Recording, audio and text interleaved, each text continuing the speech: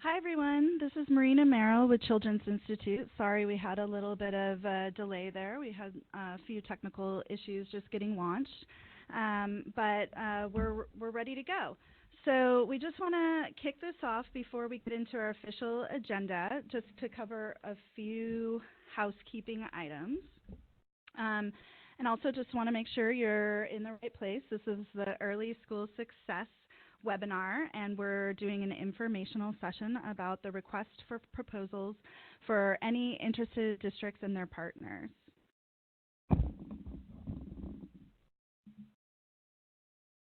Hi, this is Subin O. I just want to orient you to the chat screen. We'll do formal introductions in a little bit. But for this webinar, we've actually muted all participants and we've disabled video, so you don't have to worry about internet bandwidth or navigating audio issues or trying to mute yourself. And so to use the chat box, as you can see below, there are two screen captures here. If you have a computer, it should be on your right side. There should be a chat box. Or if you're on an iOS device like an iPad or on your phone, you can click on the, I guess, third to right button there to access the chat room. Just so you know that any questions that you have, you should type into the chat box, and we will receive the question. We have our program assistant, Tony Ioha, here, who will be moderating the chat box and fielding your questions. If you have any technical issues, also feel free to type that into the chat box. We have our office administrator, office coordinator, Chelsea, who will be able to field your questions regarding technical issues.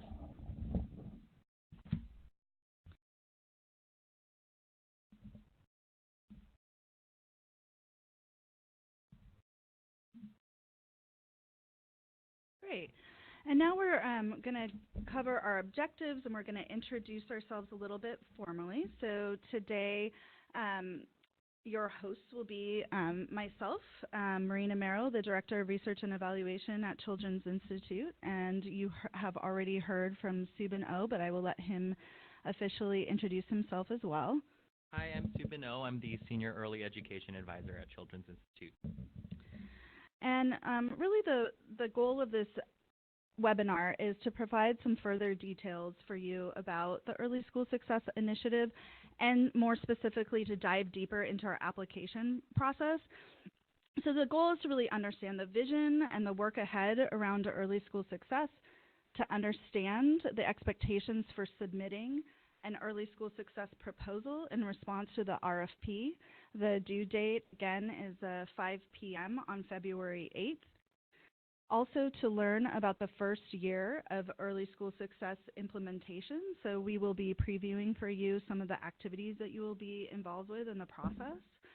And then also we're going to have the opportunity, as Subin just mentioned, through a chat Q&A opportunity for you to answer or to ask any direct questions that you have, and then for us to provide answers as well as we can at this time.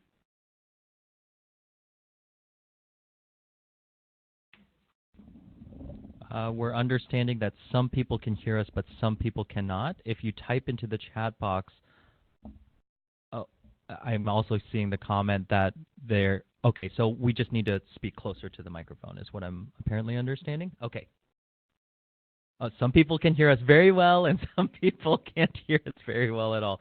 So I guess just keep typing into the chat box. Our moderators will be able to hopefully assist you. At this point, it sounds like some people are very comfortable using the chat box already, but we're hoping that you can introduce yourself by typing your name and role, your district, school, or organization, and where you are. So what we're hoping is that people can we want everyone to get a sense of who else is here, and it also gives us a temperature read on who might be interested in applying. But also, we just want to make sure people are comfortable using the chat box if they haven't used that feature before.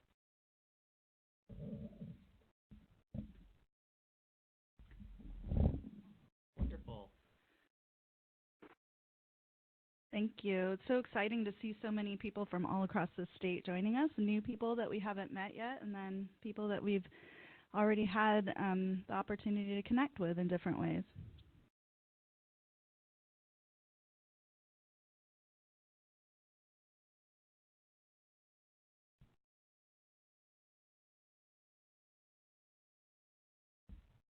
It's really great to see so much interest across the state from a wide variety of places and people in various positions.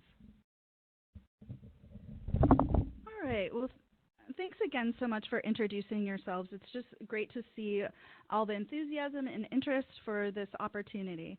And so before we delve into the content, we just really wanted to make sure people know who Children's Institute is and what we do and why we're taking on this work. So some of you may already be familiar with us, but for those of you who are not, we are a nonprofit organization that focuses on early childhood advocacy, policy, and program implementation. Our goals at Children's Institute are for all children across Oregon to have healthy development, be ready for kindergarten, and be successful and engaged in elementary school, ultimately leading to success in college, career, and later life. So to achieve those goals, we have three main areas of work: research and evaluation, innovation proof points, and policy and advocacy work. Our early school success work is stemming from our experience working closely with 2 school communities and our research into preschool through 5th grade alignment. Early School Success is our latest learning initiative where we are seeking to work with 2 new districts to further inform what works for you, children, and families in your communities. So one really additional long-term goal for the initiative, since we are rooted in advocacy and policy, is to shape early childhood policy and learn more about what it takes to really implement programs well on the ground level. All right, so we want to orient you now to our agenda. So we've just done our welcome, shared our objectives, and we're now sharing our agenda. Today, or what we're about to share with you, is the overall vision and goals for early school success, but really the bulk of the presentation is about the application itself. Stage 1 of the early school success application is the actual paper application, and we want to share with you how it will be reviewed. Stage 2 of early school success selection will include site visits to finalists from the paper applications, and we want to share our thinking around the process there. And also, item number 5 here, we want to describe the beginning of the work that we would be doing with early school success to give you a sense of what exactly it is that you're applying for. And most importantly, we want to leave a lot of space for questions and answers at the end. And at this point, it's probably a good reminder that at any time, if you have any questions during the webinar, please feel free to type it into the chat box. We have 2 moderators who will be fielding your questions. Okay, and now I just wanted to give a high-level overview of what is shaping early school success and where this emerged from. So earlier I talked a little bit about how our work has really been shaped and grounded by our Early Works program work. So we've been working for close to 8 years with 2 Early Works sites, and our sites are located at Earl Boyles Elementary School in the David Douglas School District and in the rural community of Yoncalla. Both the work at these sites has underscored the critical importance of supporting districts to authentically partner with families and community. And it also has highlighted the importance of integrating and aligning preschool with the subsequent elementary school grades. And we've really learned during that work that aligning effective classroom practices across the preschool to K-5 continuum is one of the most challenging aspects of the work. And so our 2 early work sites really have served as learning laboratories, and through that work, we've consistently offered site visits to peer districts to share our work and our lessons learned. And as a result of these site visits, we have received a lot of requests from districts across the state to do deeper TA and hands-on on-site coaching. So we really have taken those requests very seriously, and that led us to conduct a landscape analysis to better understand what districts need and want from CI.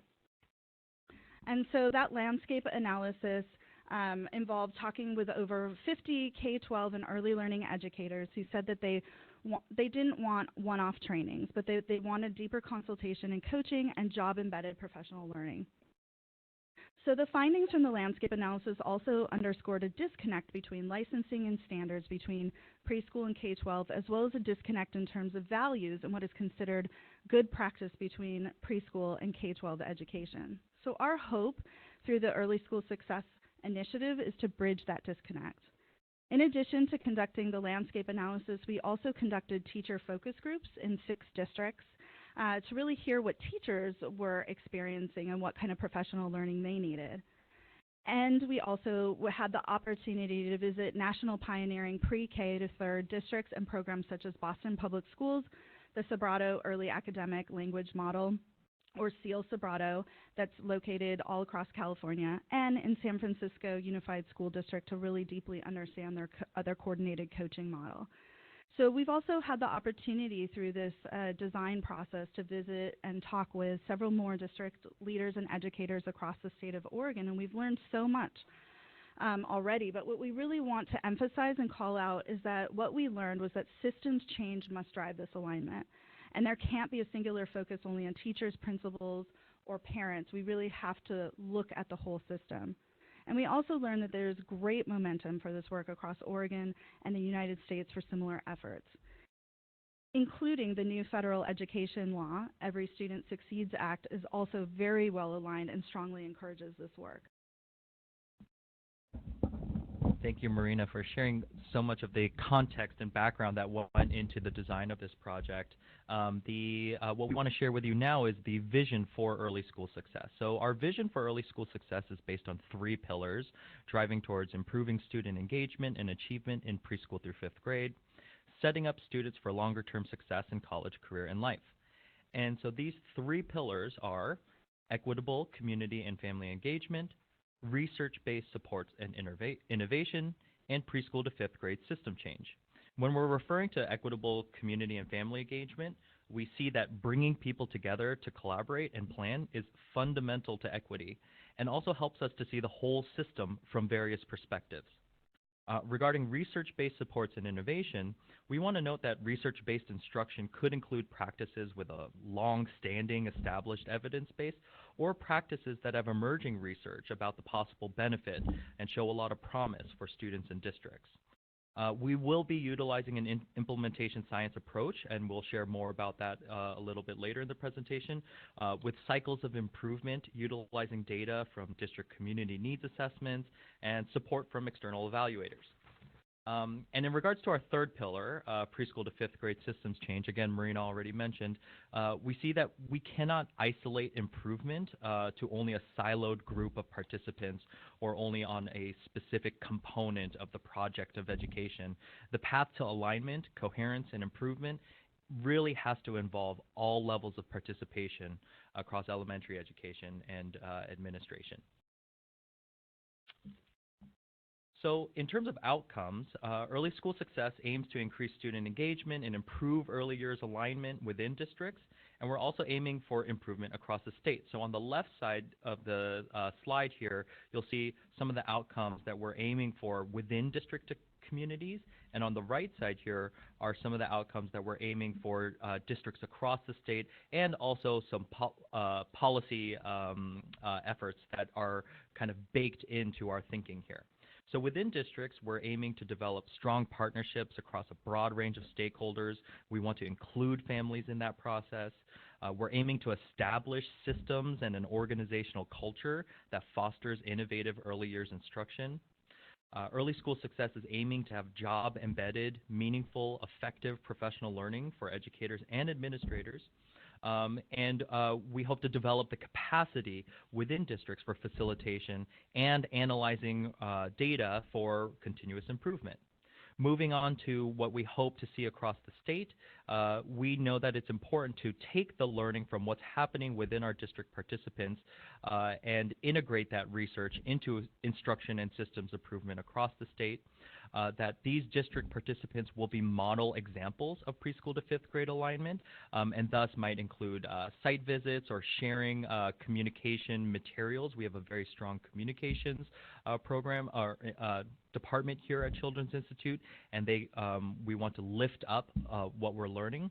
And we see that this is about community co-ownership of the program work, that it isn't just Children's Institute doing this work, that it's the districts working and owning this work. And of course, because we are a policy and advocacy organization, we are seeking increased funding and resources for early years instruction. And yeah, so let's go to the next part of our agenda.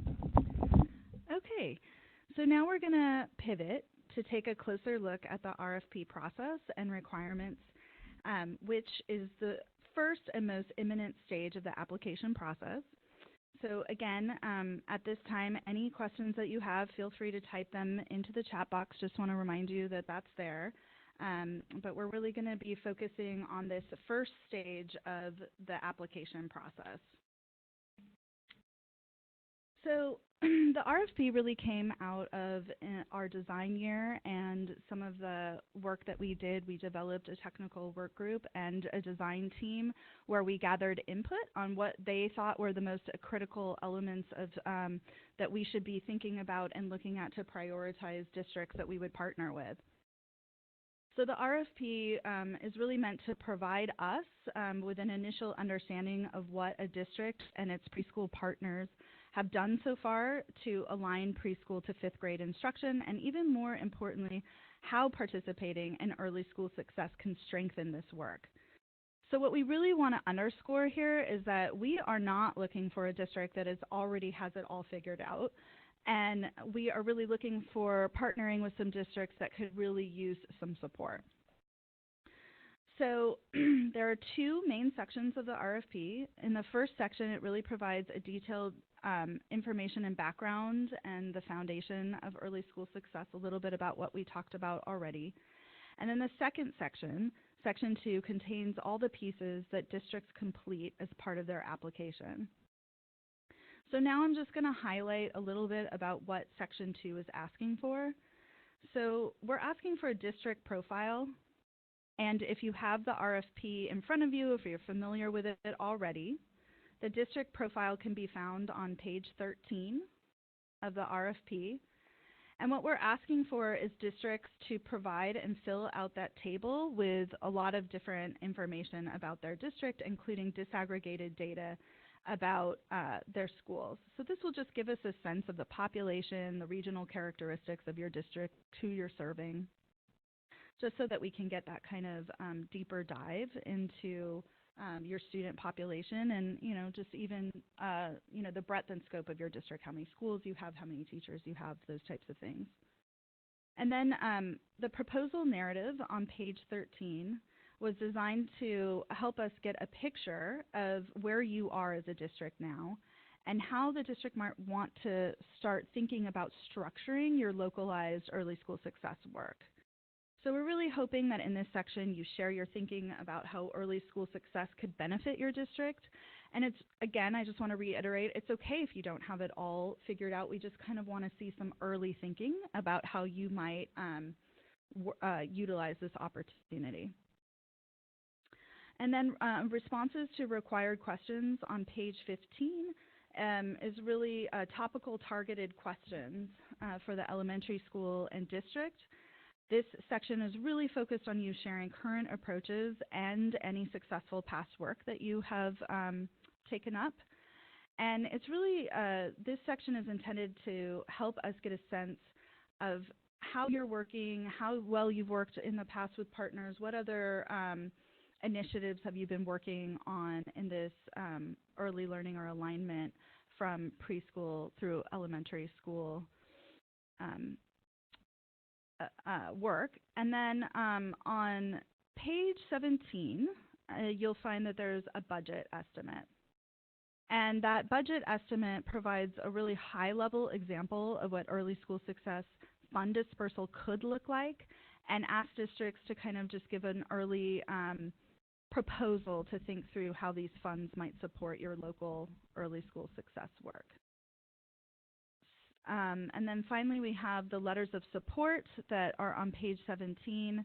Those letters of support, and then we have subsequent templates for you to use, are for you to get key stakeholders at the school and district levels to complete, because we see systems changes requiring all levels of participation. So we're asking for that letter of support to make sure that you've connected with those key stakeholders and that we have some level of demonstrated buy-in. And again, we are just asking that you return your completed applications to us by 5 p.m. on Friday, February 8th. All right, now I'm going to transition to talk about the proposal review process. So we are in the process of inviting in external reviewers to help us score the applications. And we are envisioning that the reviewers will include both our internal Early School Success CI staff team, as well as external stakeholders that carry a set of different competencies and unique experiences that they can bring to the application process. We're envisioning that once we get the applications in, that we will then screen them, review them, and then we will be bringing in the stakeholders for a day-long retreat in which we discuss the applications. So we are hoping that after that process, we will be able to select some finalists. So just a little bit more detail on that is that we're in the process of developing that rubric to score them, and the rubric is really going to prioritize an evidence of a mindset that is open to change and innovative thinking among district and school staff, that there's an evidence of a coalition of support from key stakeholders in the school district community, a lot of which can be demonstrated in the responses to the required questions and the letters of support that I went over. We're also looking to see that there's a strong existing preschool partnership because Early School Success is really interested in focusing on creating that alignment between pre-K and K-5, or deepening that alignment and not establishing a relationship for the first time between preschool and K-5. And after we've done that first round, everyone that has submitted an application will be notified by 5 p.m. on Friday, March 1st, whether they are one of the finalists. Okay. And then, so that's the first part of the selection process. And then the second part of it is that we are, after we've notified everyone of their status, the top finalists, and we're thinking that we're hoping that we'll find, 3 to 5, 3 to 6 districts that are our finalists. We are hoping that we will be able to shift to the second stage and conducting some site visits with everyone. So this part of the agenda is going to focus on that second stage of the site selection, which is around the site visits themselves. So the purpose of the written application, as I went over, is really for us to see your written response and get, a level of an initial thinking. But the site visit is going to be more about helping us build those initial relationships and to really take a deeper dive into understanding how early school success will actually help further and accelerate the district's work. So we want the site visits, and I know it will feel really high stakes and high pressure, but we're really hoping that the site visits will be as authentic and low impact for districts as possible. So we're really hoping to look for districts, as I said before, that don't have it all figured out, but we're looking for districts that will really benefit for this program. And so we're hoping to get in and have opportunities to have a series of discussions. We'd like to meet with people that are on the core team, probably including teachers, leaders of parent or community groups, members of the identified district leadership team that will take on this work for early school success, including key board members. We'd like to meet with the superintendent and any leading principals that you think might be early adopters for taking on any of the implementation, or preschool directors in your community that we would be working with. So on the site visit, CI's core early school success team, including Subin and I for sure, and Swati Adarkar, our CEO and president, will be among the visitors. And we would love it if when we get to that point, you would identify on your side a site visit coordinator that we can work with on all of the logistics. So we are then hoping, after we wrap our site visit process, that we will be able to give final notification if the district has been selected for early school success at 5 p.m. on April 26th. Wonderful. So we want to just briefly describe now what the activities are once a district site is selected. Actually, the timeline regarding once the selection happens, we very quickly start to get together and start conducting our activities. Year one is really going to focus on bringing together stakeholders, what we're calling our core team, together and to assess the district's needs, but also the district's strengths and their capabilities. And the purpose for bringing this team together is to develop a common understanding of barriers to alignment and improvement, but to bring that understanding across multiple perspectives. And thus, the first activity of the core team is conducting a needs assessment. So as you can see here in item number 1, we want to give a fair amount of space and time to just bringing the team together. We heard loud and clear that it can be a challenge to bring teachers, principals, district leadership, families, community organizations together to collaborate and plan. And again, we really believe in co-ownership, and we want to identify core team leaders who can co-facilitate alongside Children's Institute. We believe strongly that this work belongs to the district. The first activity, item number 2 here, the first activity of the core team is to conduct a community needs assessment. And that community needs assessment will help us to understand what are the barriers to instructional improvement and alignment. But it will also give us a sense or give us rich data on the strengths and the capacity of the district. We also know it's important to be human-centered throughout our process. And so we want to take the opportunity of the needs assessment to develop understandings of how various people across the system are perceiving their experience in the schools.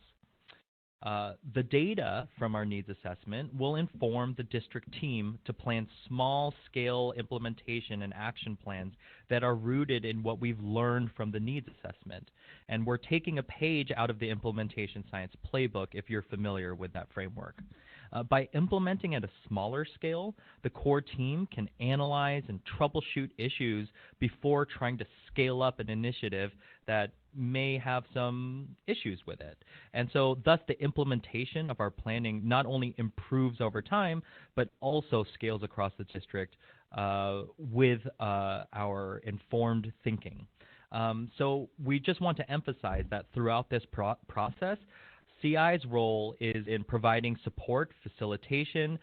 If there's some learning that needs to happen, we will bring in expertise and consultation from people who, for example, let's say in a district that one of the important problems of practice that we need to address is an understanding of language development and how children develop language and literacy across the early grades. That we will bring in that expertise and come in with shared understanding across the core team. And also we will bring in external evaluators who will help us to set up these processes for what's called plan, do, study, act cycles of improvement. It'll help us to not only just capture the data, but to interpret it, understand it, and plan based on that data. So at this point, we want to really shift over to questions and answers. And so our moderators have been diligently putting together the questions here. And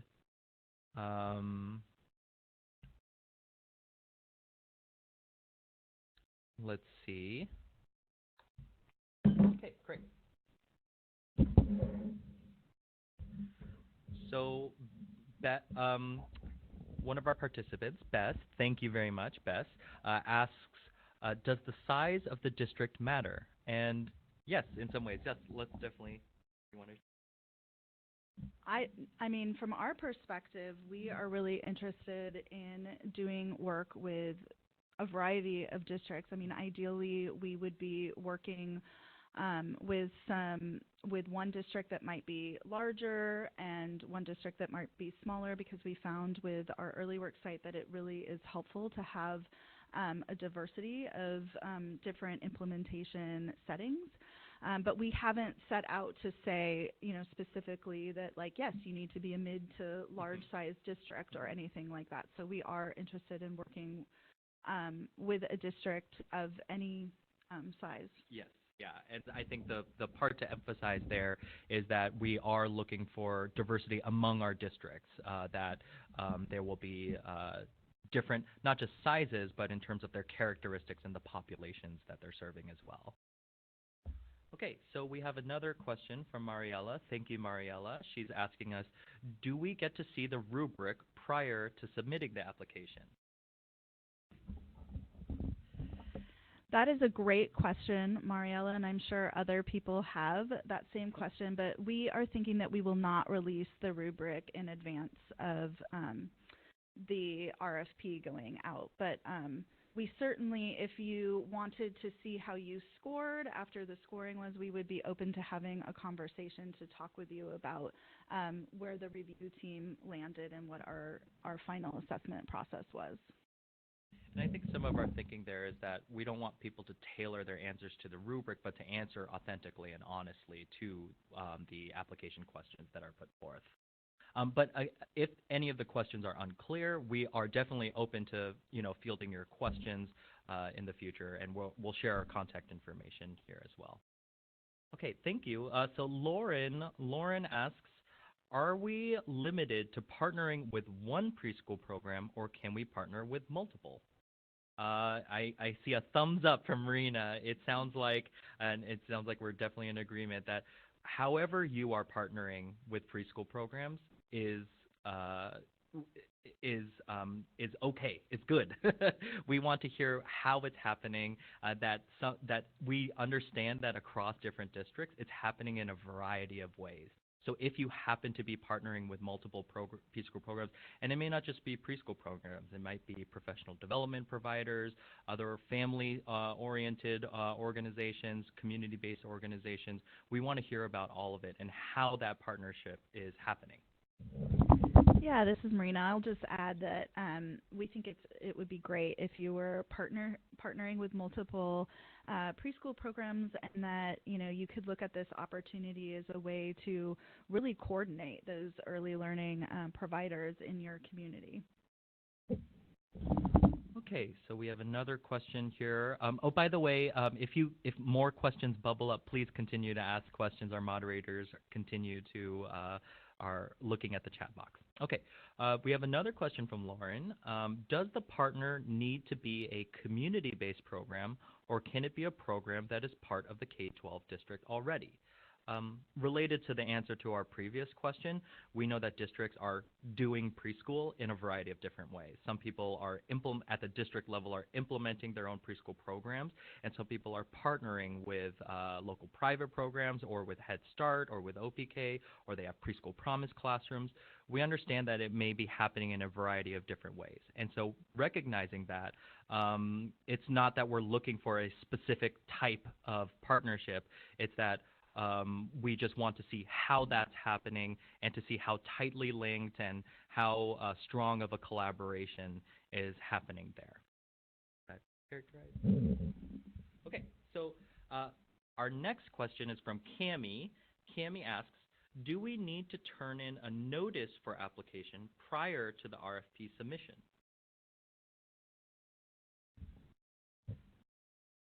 So I'm just trying to understand this question. I think you're asking, sometimes in an RFP application, there's a request for you to submit a letter of interest or a letter, stating that you are interested in applying.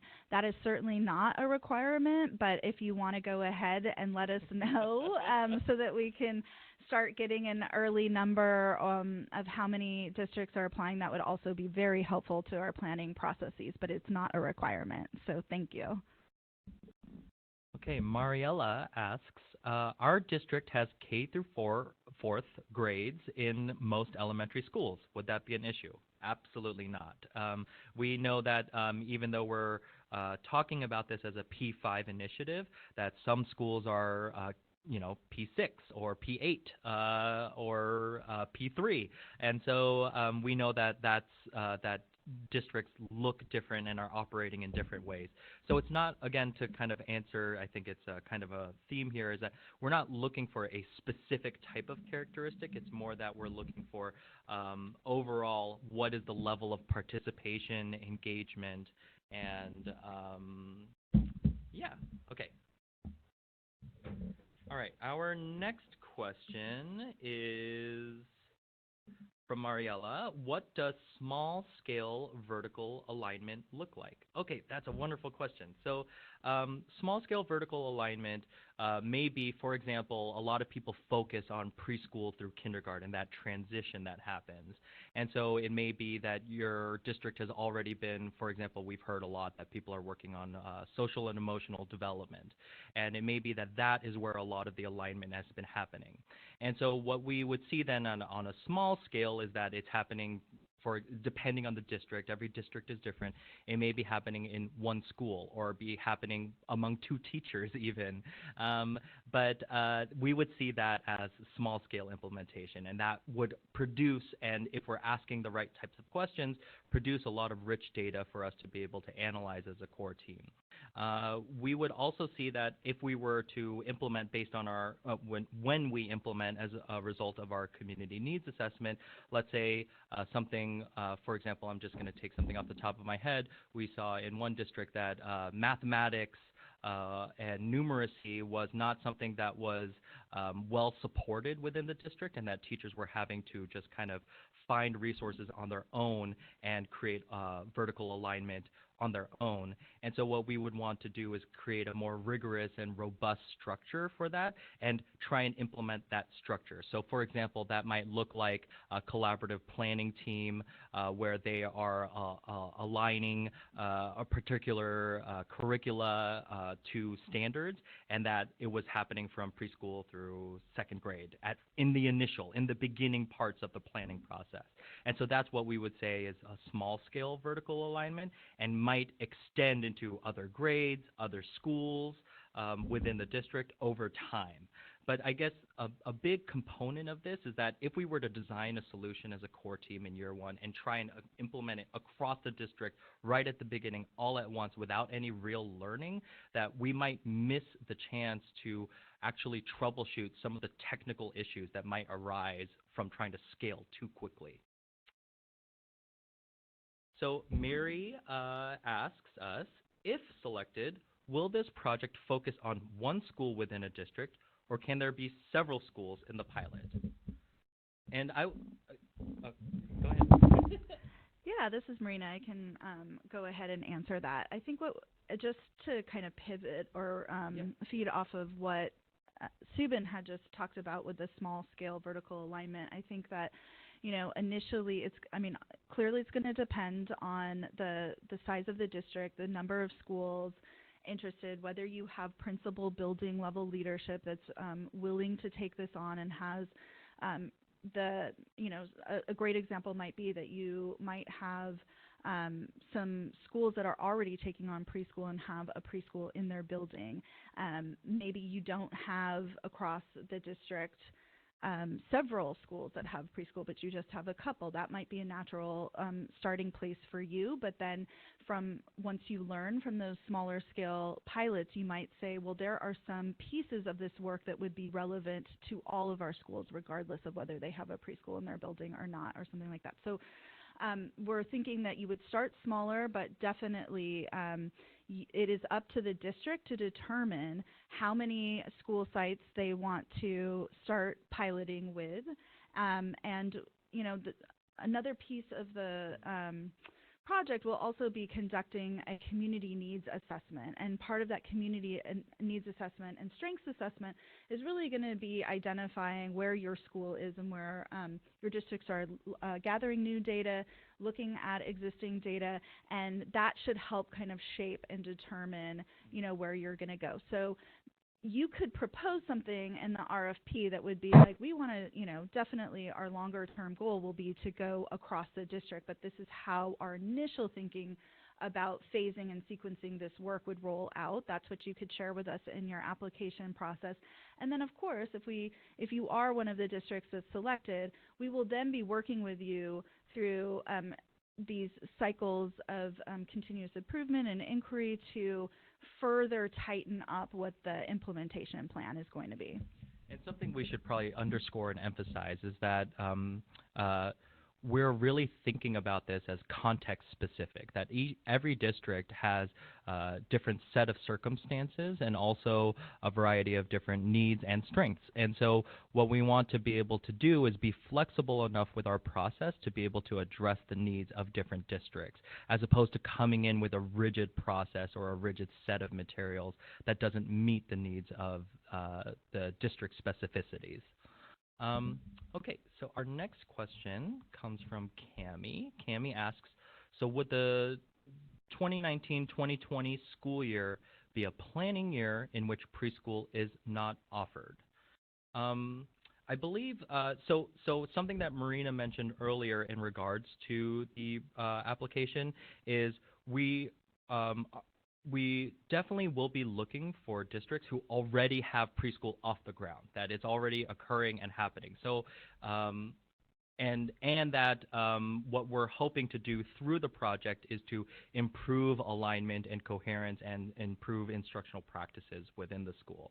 Do you want to add any context? Yeah, I would just add that you don't have to be a district that's offering preschool or already delivering preschool in your buildings. That's certainly would be one way that we could work with you. But if you already have some existing partnerships and that you're connecting and already working with, maybe doing shared data, maybe shared professional learning workshops across your preschool or kindergarten teachers. They don't have to be school-run preschools to be a part of early school success, but there needs to be some sort of existing partnership with the preschool program.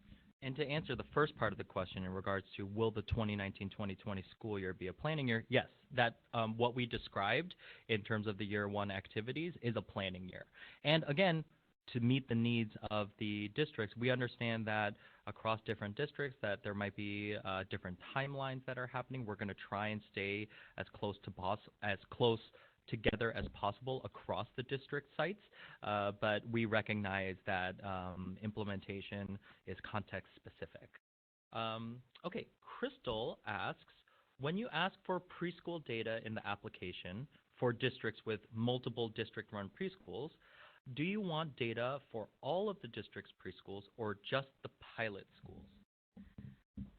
That is a great question.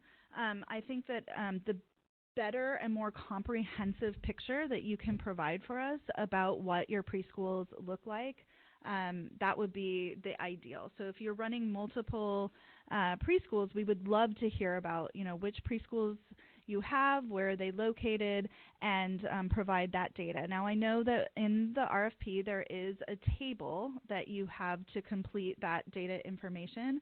If that table becomes too restrictive or you're not able to fit it all in because you have so many school sites, feel free to put a table in the attachment or extra pieces in attachments, but just be really clear with your attachments which question in the RFP you're addressing. So attachments would be a great place for you to add any additional information. I know we didn't give a ton of room in that space on the table.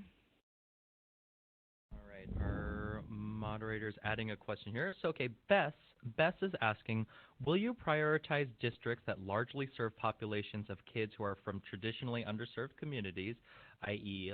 Low income, kids of color, ELL, geographic isolation? And that's a resounding yes.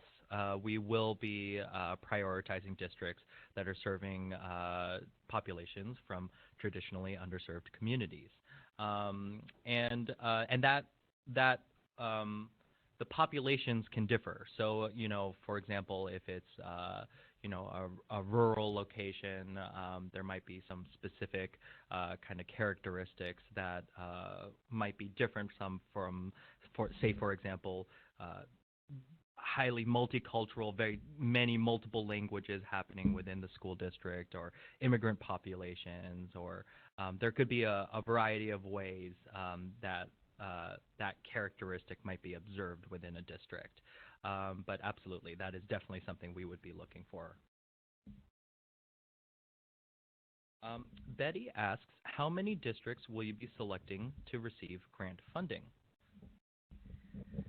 Hi, Betty. That's a great question. So for this initial round, we will be selecting 2 districts to work with, and then over the course, we've been funded for 5 years for this initiative, and so over that course, we're hoping to bring in 2 more districts into the initiative over time. And I just got another question saying, how long will this grant last? So we intend to be working with our district partners through ESS for a period of 3 to 5 years. And the reason why we're giving a range is because we know that this work it's hard work, and it takes some time to do this systems work and do it well.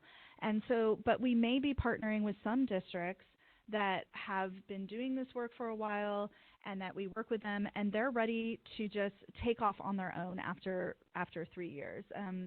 That 3 to 5 year window period actually was largely inspired from some of our site visit work that we did while we were in California with the Seal Sobrato Foundation. They work with their districts for 3 to 5 years, and they found that some districts can have the capacity, can take it off the ground and running with just the foundational supports, and then others need a little bit more time and a little extended support. Is it possible to, we have a question from Petrea. I hope I pronounced that correctly. Is it possible to read anything about the current programs, web or print materials? So yes, absolutely. If you go to childinst.org, there's plenty of material and resources there to learn more about Children's Institute, our programs, our policy and advocacy, and some of the issues that we're working on. In regards to specifically early school success, at the end of this slide deck, we will share our web link that will not only have the application, but also have this webinar, the answers to some of the questions that we're providing here, FAQs, and any additional resources that we would be sharing. I hope that answers your questions, or in regards to our current programs. Okay, I'm seeing another question here. Will there be a new round of RFPs, or will the second group be selected from the initial group? That is an excellent question, and it's something that we just actually briefly were speaking about the other day, and we're saying, if we really do select those top, it may make sense to just go ahead and work with them, but I do think that we would have to have some level of engagement with those districts that were in the top tier of selection, just to make sure they still want to be engaged. And then we would probably do some just re-upping of their data and letters of interest and things like that, but we may not end up releasing another big RFP round given the applicants that we receive. It's just really going to be dependent on that pool of applications and who the the top people are in that pool. But that's a really good question. Yeah, I would say also that, within 3 years when we bring in our second group of districts, that, districts who originally applied or may not have applied will be in a different place in regards to how they're implementing or partnering with preschool. So that is a good question that we still are working on and noodling on. So thank you. I just saw a clarifying question pop in that was about, just to be clear, we are selecting for this round 2 districts to partner with for this first round. Yes, so there'll be 2 districts just initially. And then after we've had the opportunity to pilot this work. So we're really looking for 2 districts that are really ready to roll their sleeves up and be pioneering districts and willing to serve as learning laboratories, because these will be districts that will be part of this learning initiative, and we're looking for districts that will be willing to share what they found, connect with other districts, be offering site visits, and really be demonstration projects. Our last question that we have here, and if you have other questions, do feel free to email us. We'll have our information here in the slide deck. We want to move on because we also want to share what will the next steps be. But the last question that we have here, would you consider an application from 2 very small school districts who are close in size geographically and in composition? This is a great question, and one that we've actually received from a couple other places as well. And it's really difficult off the just with a very limited information to make that determination. But our goal, as we've stated all along, is that our hope is to really work deeply with these 2 districts. We know that very small school districts resources are limited, and so that we can understand how it would make sense to come together and convene and partner. We would just need to know a little bit, a lot more information about what that could look like, because there's obvious implications for that financially and otherwise. And you'll also have to be considering that you're going to be competing against districts that are submitting a solo application. So it'll be another challenge would be to weigh a clustered group of districts against a singular district's application. And then the other thing that I would say is that there's going to be additional opportunities, as we didn't go into the full breadth and scope of this initiative for the short webinar, but we are going to be working on developing networked improvement communities and PLCs that will bring in a broader group of districts. And so that might be a place, if there's 2 districts that really are so small and want to work together, that we could think about bringing them together as part of one of those PLCs or NICs.